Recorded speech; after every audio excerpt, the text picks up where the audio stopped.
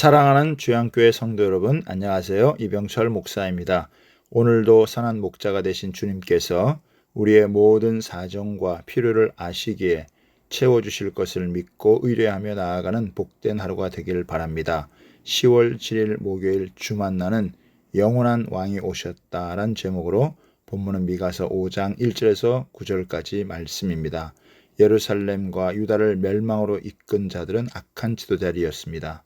하나님은 남은 자들을 바벨론 포로로 데리고 간 후에 예루살렘과 유다의 적들이 몰려와 성을 에워싸고 멸하여 악한 자들을 심판하실 것입니다. 그리고 하나님은 궁극적으로 백성을 다스릴 지도자를 교체하여 참 목자를 보내주실 것입니다. 즉 삶을 피폐하게 만들었던 가짜 목자들은 다 쓸어버리고 생명을 주고 풍성하게 하실 참 목자이신 메시아를 보내주실 것을 말씀하고 있습니다. 오늘 본문을 통해 두 가지를 살펴보겠습니다. 첫 번째는 영원한 왕이신 예수 그리스도입니다. 2절에 보면 베들레헴 에브라다야 너는 유다 족속 중에 작을지라도 이스라엘을 다스릴 자가 내게서 내게로 나올 것이라 그의 근본은 상고에 영혼에 있느니라고 합니다. 메시아는 사람들 가운데 태어나시지만 그분은 영혼에 있으신 분, 바로 예수 그리스도이십니다. 하나님이 모세나 엘리야처럼 능력 있는 사람을 보내지 않으시고 그의 아들이신 예수님을 보내시는 것은 이스라엘이 직면해야 할 문제가 정치, 경제, 사회적인 문제가 아니라 영적인 문제, 즉 죄의 문제이기 때문입니다. 하나님과 인간이 어긋나 있는 문제는 사람이 풀 수 없기 때문에 하나님의 아들이 직접 오시는 것입니다. 3절에 보면 그러므로 여인이 해산하기까지 그들을 붙여두시겠고 그 후에는 그의 형제 가운데 남은 자가 이스라엘 자손에게로 돌아오리니라고 합니다. 참 목자가 나타나실 때까지 유다 백성들을 고통 가운데 붙들어 두실 것입니다. 이스라엘의 회복도 금방 이루어지는 것이 아니라 해산의 고통을 겪듯이 고통을 겪는 시간이 지난 후에 얻어집니다.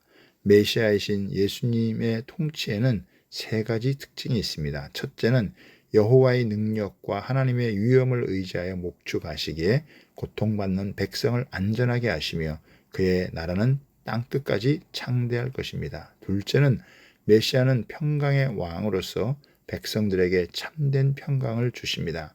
하나님이 보내주신 목자이신 예수님을 만나기 전까지 사람에겐 평강이 없습니다.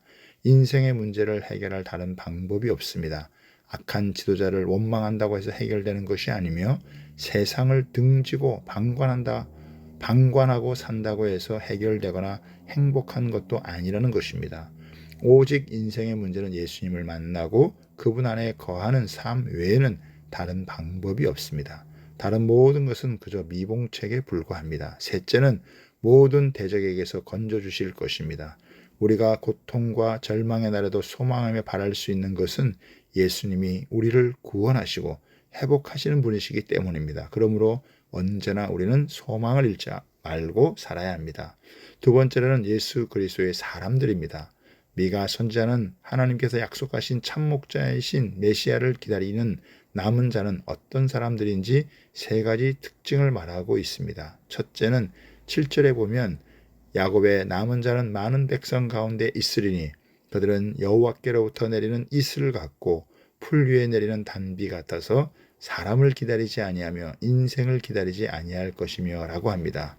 야곱의 남은 자들은 끝까지 믿음을 지킨 사람들인데 그들은 하나님이 내리시는 이슬과 단비 같아서 사람을 의지하거나 영향을 받지 않는 신령한 자들입니다. 둘째는 8절에 보면 야곱의 남은 자는 여러 나라 가운데와 많은 백성 가운데 있으리니 그들은 숲풀의 짐승들 중에 사자 같고 양떼 중에 젊은 사자 같아서 만일 그가 지나간즉 밟고 찢으리니 능히 구원할 자가 없을 것이라고 합니다. 그들은 용맹하고 강해서 양떼 가운데 있는 젊은 사자같이 적들을 밟고 찢으리니 능히 맞설 자가 없을 것이라고 합니다. 셋째는 9절에 보면 내 손이 내 대적들 위에 들려서 내 모든 원수를 진멸하기를 바라노라 하고 합니다. 남은 자들은 강한 자가 되어 모든 대적을 멸할 때까지 그 손이 내려오지 않을 것입니다. 남은 자들 즉 예수 그리스도의 사람들은 자신의 힘으로 싸우지 않습니다. 오직 예수 그리스도의 이름으로 나아갑니다. 오직 성령의 권능으로 싸웁니다. 우리는 주님의 이름으로 세상의 죄와 싸워 승리하기까지 나아가야 합니다. 우리는 이 땅에 사는 동안 세상의 지배를 받지 않고 믿음의 싸움을 싸우는 예수의 군사가 되길 소망합니다.